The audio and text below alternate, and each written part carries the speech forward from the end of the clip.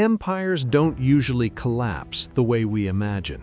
History trains us to expect noise, explosions, crowds, dramatic final speeches, flags coming down in slow motion.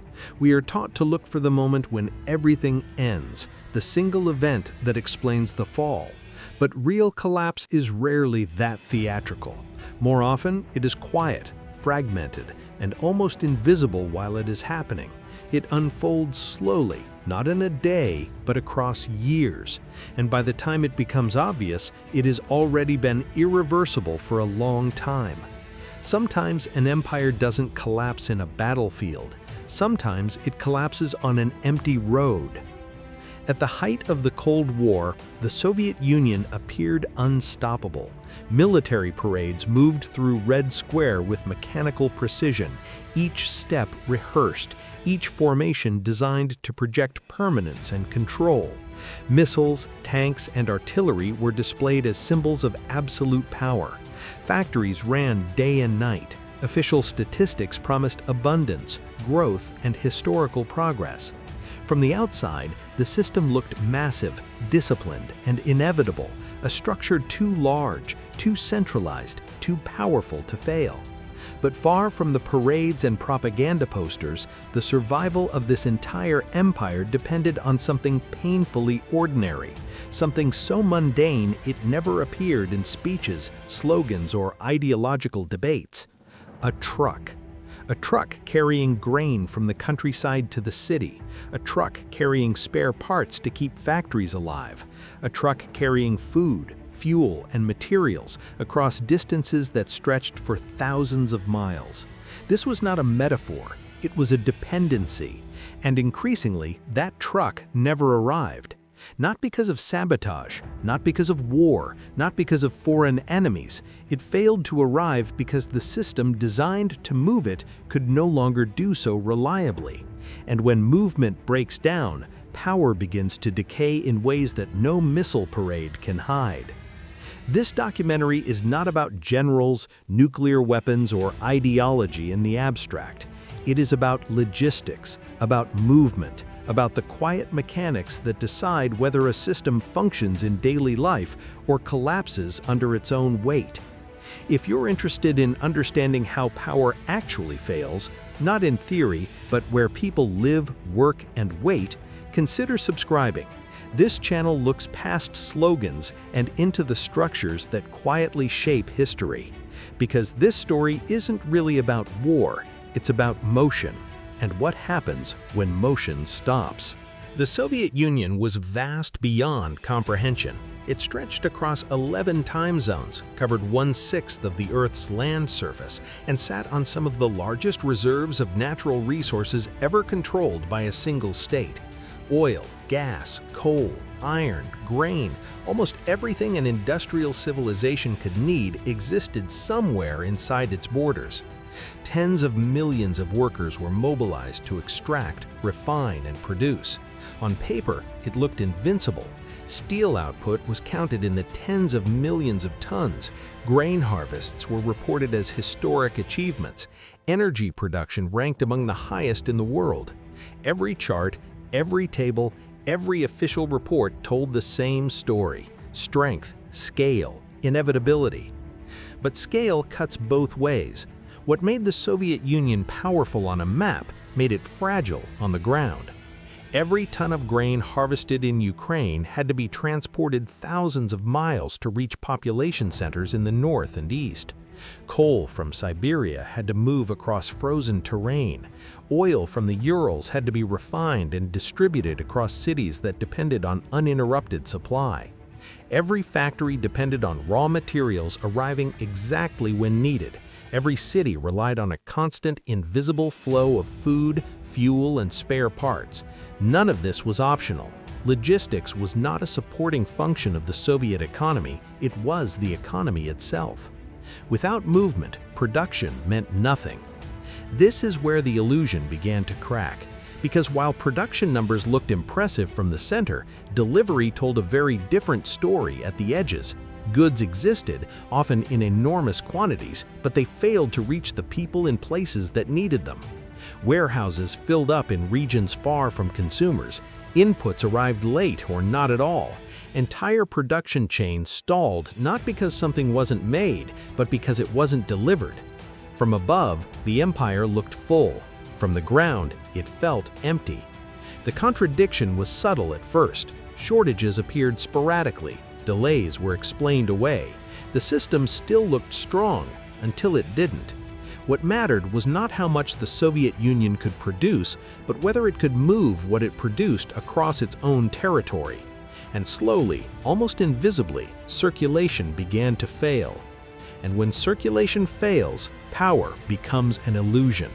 Central planning promised total control. From Moscow, the economy could be seen as a vast machine, each part assigned a role, each movement anticipated years in advance. Routes were mapped, deliveries were scheduled, production targets were fixed not just for months, but for entire 5-year periods. On paper, the system appeared scientific, rational, and precise, an economy guided by expertise rather than chaos, by calculation rather than chance. But planning assumes obedience from reality. It assumes that trucks will not break down at the wrong moment, that roads will remain usable across all seasons, that weather will cooperate, that fuel will be available when needed, that spare parts will exist in the right place at the right time. In other words, it assumes a world without friction, and the Soviet Union did not operate in such a world. When trucks broke down, the system had no elasticity. Adjusting a route required approval. Rerouting a delivery required paperwork. Delays demanded explanations that traveled up and down bureaucratic chains slower than the trucks themselves. Improvisation, the very skill that keeps real-world systems alive, was treated as disobedience. A driver who made an independent decision risked punishment. A manager who deviated from the plan risked being accused of sabotage or incompetence. So people learned to wait. Drivers waited for authorization instead of acting. Managers waited for instructions instead of solving problems. Goods waited in warehouses, depots, and rail yards while forms were stamped and reports were filed. The system rewarded compliance, not results. It was safer to follow the plan and fail than to break the plan and succeed. The plan was preserved, the delivery was sacrificed. From the center, this looked like discipline. From the edges, it felt like paralysis. The Soviet system could plan almost anything: steel output, grain targets, fuel quotas, but it could not adapt when reality diverged from the script, and reality diverged constantly. What was designed as total control slowly became total rigidity, and rigidity in a system that depended on movement was fatal. By the late Cold War period, the Soviet transport system was no longer just inefficient, it was physically deteriorating. Much of the truck fleet had been built decades earlier, designed for a lifespan the system had already exceeded. Vehicles ran far beyond their intended limits, often with minimal maintenance and improvised repairs. Tires were rationed, engines overheated, gearboxes failed. Fuel quality varied wildly depending on region and supply conditions. A single broken component could immobilize a truck for weeks, sometimes months. Maintenance, in theory, existed. In practice, it was deprioritized. Repair crews lacked proper tools, spare parts were scarce, and workshops were overwhelmed. Factories were rewarded for meeting production quotas, not for keeping transport systems functional. A truck that produced no output but required resources to maintain was treated as a burden rather than an asset. The system measured success in tons produced, not kilometers traveled. As a result, vehicles slowly disappeared from effective service. They were not officially decommissioned. On paper, they remained operational. In reality, many sat idle in depots, cannibalized for parts or abandoned along routes that no longer mattered to planners in Moscow. One truck would be stripped to keep 2 others barely running. Those 2 would later be stripped to save a third. Over time, the fleet hollowed itself out. This decay was invisible in official statistics. A truck that existed on paper was considered functional. Reports continued to list vehicles as available, routes as covered, deliveries as scheduled. But the physical reality was different. Roads were filled with stalled machines and delayed shipments. Mobility became unreliable, then unpredictable, and finally, rare. The machines still existed, they just didn't move. And when machines stop moving, systems that depend on them begin to fracture. Factories received inputs late or not at all. Agricultural regions watched harvests spoil without transport. Cities waited for supplies that were already produced but could not be delivered. The problem was no longer planning or discipline, it was entropy. Metal fatigued, infrastructure decayed, and the system lacked both the incentives and the flexibility to reverse the process. By this point, the failure was no longer theoretical, it was mechanical. And mechanical failures do not respond to ideology. Here lies the defining paradox of the Soviet system. By the late stages of the Cold War, the Union was still producing enormous quantities of goods. Grain was harvested, steel was poured, coal was mined. On paper, the economy remained alive, active, and productive. Yet across the country, shelves were empty, factories stalled, and people waited. The system had not stopped producing, it had stopped delivering. Warehouses overflowed in one region while cities starved in another. Food spoiled near farms because transport never arrived, while urban populations queued for hours hoping for basic supplies. Industrial plants halted production not because materials did not exist, but because they existed in the wrong place at the wrong time. From a central perspective, the economy appeared functional. From the ground, it felt broken. This disconnect was not accidental, it was structural. The Soviet economy measured success at the point of production, not at the point of consumption. Once a quota was met, the system considered its task complete. Whether the goods reached a factory, a store, or a household was secondary. Delivery failures were treated as logistical inconveniences, not as economic failures. But for the people living inside the system, delivery was everything. Over time, this gap produced something more corrosive than shortages. It produced distrust. When citizens repeatedly hear promises of abundance but experience absence in daily life, belief erodes. Not suddenly, not dramatically, but steadily. Each missed delivery, each empty shelf, each delayed shipment chipped away at confidence in the system's competence and honesty. This was the moment when the failure stopped being invisible. It entered daily routine. Waiting became normalized. Uncertainty became expected. People adapted not by protesting, but by adjusting expectations downward. The system still spoke the language of progress, but life increasingly contradicted it. At this point in the story, it becomes clear that this documentary is no longer just about trucks, engines, or routes. It is about how systems fail when reality no longer matches the narrative.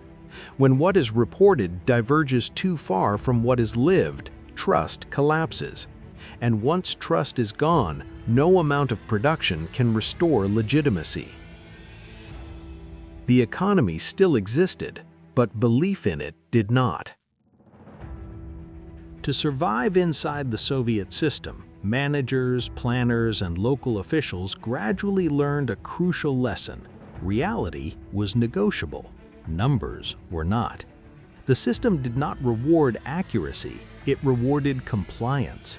What mattered was not whether goods arrived, but whether reports said they had. Over time, this inverted the relationship between truth and success. A factory manager who admitted failure risked punishment. One who adjusted the numbers often did not. Reports were rewritten, targets were met, A truck that never left the depot could still appear as delivered in official documents. A shipment delayed indefinitely could be marked complete if the paperwork said so. The consequences of telling the truth were immediate and personal. The consequences of lying were distant, abstract, and often someone else's problem. As this behavior spread, the Soviet economy slowly transformed into what many insiders would later describe as a paper economy. On paper, goods moved. On paper, routes functioned. On paper, the plan was working.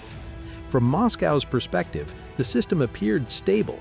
Charts were filled, tables aligned, deviations were statistically absorbed or reclassified as temporary anomalies. But the population lived in a different economy. They lived in the economy of cues, delays, substitutions, and improvisation. They knew the reports were fiction because their daily experience contradicted them. Over time, the gap between the documented economy and the lived economy became impossible to ignore. The state governed a system that increasingly existed only in forms, memos, and spreadsheets. This had a devastating side effect.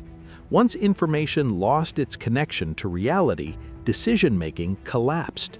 Planners could no longer identify real bottlenecks because the data concealed them. Resources were allocated based on false success. Problems were addressed where they did not exist, while real failures deepened unnoticed. The system did not just lie to its citizens, it lied to itself. If this pattern feels familiar, it should. This kind of hidden failure does not belong exclusively to the Cold War. Variations of it appear whenever organizations prioritize metrics over outcomes, reports over results. If you want to understand how these dynamics repeat in history and in modern systems, staying with this channel will be worth your time. By this point, the Soviet economy had not simply become inefficient, it had become blind. And a system that cannot see itself clearly cannot correct its own course. For ordinary citizens, the failure of the system was never abstract. It did not appear as a macroeconomic chart or a planning memo. It appeared as a line. A line for bread in the early morning cold. A line for meat that might run out before your turn. A line for soap, for shoes, for basic household goods that were produced somewhere but never quite arrived where you lived. People did not experience economic inefficiency. They experienced waiting. And waiting slowly became a way of life. Daily routines reorganized themselves around uncertainty. Families learned which delivery days were more likely to succeed, which stores might receive shipments, which rumors were worth believing. Time itself became a scarce resource. Hours were spent standing in queues not because people expected abundance, but because scarcity had become predictable. In many cases, waiting was the only rational response to a system that could not be relied upon to function normally. In agricultural regions, the contradiction was especially cruel. Food rotted in storage facilities or in open fields because refrigeration and transport were unavailable. Crops that could have fed cities instead decomposed within sight of those who had grown them. In urban centers, the result was constant shortage. The same system that celebrated record harvests forced citizens to ration meals and improvise substitutions. Meat was replaced with starch, fresh produce with preserved goods. Choice disappeared, replaced by whatever happened to arrive. Each missing delivery chipped away at belief in the system, not through rebellion or open defiance, but through exhaustion. People stopped expecting promises to be fulfilled. Cynicism replaced trust. Official explanations were heard, but no longer believed. The state spoke the language of progress, while daily life spoke the language of delay. This was not a dramatic collapse. There were no mass uprisings triggered by empty shelves alone. Instead, there was a slow wearing down of confidence. line after line, day after day. The system did not fall because people rose up against it. It weakened because people stopped believing it could work. By the time the center understood the depth of this disconnect, the damage was already done. Trust, once eroded, does not return easily, and without trust, even the most powerful system becomes fragile. An empire can intimidate the world with weapons, but it survives on supply. Armies do not operate on ideology alone. Industries do not run on slogans. Alliances are not maintained by speeches. They are sustained by logistics, by the quiet, continuous ability to move food, fuel, equipment, and people exactly where they are needed, when they are needed. And this was precisely where the Soviet Union began to fail. As the transport system deteriorated, the consequences extended far beyond empty shelves. Factories became unreliable partners in international trade because they could not guarantee delivery schedules. Military units faced shortages of spare parts and fuel that planners insisted existed somewhere in the system. Civilian infrastructure competed with defense priorities for the same limited transport capacity, creating bottlenecks that no directive could resolve. The empire's ambitions were growing, but its logistical backbone was shrinking. Supporting foreign allies became increasingly expensive and inefficient. Aid shipments to client states were delayed or incomplete. Equipment arrived late, damaged, or unusable. What had once been a projection of strength began to look like disorganization. The Soviet Union could threaten the world with missiles, but it struggled to reliably supply its own territory. This contradiction did not go unnoticed by allies or adversaries. Inside the military, the problem was especially dangerous. Modern armed forces depend on uninterrupted supply chains. Fuel shortages immobilize vehicles. Missing spare parts ground aircraft. Delayed food shipments weaken morale. While official doctrine emphasized readiness and deterrence, daily reality revealed vulnerability. Units adapted by improvising, rationing, and borrowing from civilian networks that were themselves under strain. At the strategic level, the failure of logistics constrained decision-making. Ambitious plans had to be scaled back. Operations were delayed not by enemy action, but by internal limitations. The system that once prided itself on central control now faced a paradox. It could plan large-scale operations, but could not execute them reliably. This is where the Cold War began to tilt decisively, not through a single confrontation, but through accumulated weakness. The battlefield did not decide the outcome, the supply network did. The Cold War was not lost in combat, it was lost in transit, shipment by shipment, delay by delay. By the late 1980s, the Soviet Union was still powerful on paper, but strategically it was constrained by its own inability to move. When the Soviet Union finally dissolved, the explanations came quickly and loudly. Ideology had failed, leadership had faltered, the arms race had drained resources. These interpretations mattered, and they were not wrong, but they were incomplete. Beneath every political explanation lay a more basic, more uncomfortable truth. The system could no longer perform the most elementary function of any economy. It could not move goods from where they were produced to where they were needed. Collapse did not arrive as a single moment. It arrived as accumulation. Delays stacked on delays, shortages normalized, improvisation replaced planning. By the late 1980s, the state was no longer solving problems, it was reacting to them. Each response addressed symptoms, never causes. More directives were issued, more targets were adjusted, more statistics were revised. None of it restored movement. What made this collapse especially quiet was that much of it had already happened before the political structure fell. By the time flags were lowered and borders redrawn, trust had already evaporated. Citizens no longer expected systems to work. They relied on personal networks, informal exchanges, and adaptation. The official economy became something you navigated around, not something you depended on. No amount of propaganda could replace delivery. No ideology could fill an empty shelf. The truck that never arrived was not an anomaly or an exception. It was the system revealing its true condition. A system that could no longer move, could no longer coordinate. A system that could no longer coordinate, could no longer govern. The failure was not dramatic because it did not need to be. It was complete long before it was acknowledged. From the outside, the collapse looked sudden. From the inside, it felt overdue. The roads had been empty for years. The trucks had been missing for years. The warning signs were visible every day to those standing in line, waiting for something that was always supposed to arrive tomorrow. By the time the Soviet Union officially ended, the collapse had already happened in practice. The political event merely confirmed what daily life had already taught its citizens.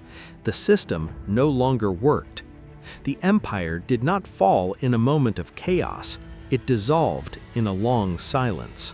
History teaches us to look for dramatic endings. We expect collapse to arrive with noise, crowds in the streets, governments falling overnight, symbols torn down in front of cameras. But real systemic failure is rarely that loud. It is quieter, slower, and far more unsettling. It happens when systems stop serving daily life, when efficiency exists only on paper, when movement freezes while statistics continue to rise. The Soviet Union did not fall because it lacked power. It had weapons, territory, resources, and manpower on a scale few states have ever achieved. What it lacked was something far more basic: the ability to reliably deliver what it produced. It could plan, extract, and manufacture, but it could not consistently move goods from where they existed to where they were needed. And without delivery, production becomes meaningless. The truck that never arrived was not just a logistical failure, it was a signal, a warning that the system had become disconnected from reality, that coordination had broken down, that trust had eroded. Long before the political structure collapsed, the economic and social contract had already failed. People adapted not by believing harder, but by relying less. They adjusted expectations, lowered standards, and learned to live around the system rather than within it. This is the part of the Cold War that rarely makes it into textbooks. Not the missiles, not the speeches, but the quiet realization, repeated every day, that things no longer worked as promised. Empires do not survive on ideology alone. They survive on functioning systems that deliver tangible results to ordinary people. When those systems fail, legitimacy evaporates. Today, we live in a world obsessed with scale, optimization, data, and performance metrics. We measure success in outputs, growth curves, and efficiency ratios. But the lesson of the truck that never arrived still applies. An economy is not what it produces, it is what it delivers. A system that looks strong from above can still be fragile on the ground. If this documentary helped you see the Cold War and modern systems more clearly, subscribe to the channel and turn on notifications. We focus on the hidden mechanics of power, not the myths. And I'd like to hear from you in the comments. What modern system do you think looks strong on paper, but might already be stuck on the road? Because history rarely repeats itself exactly, but it often fails for the same reasons.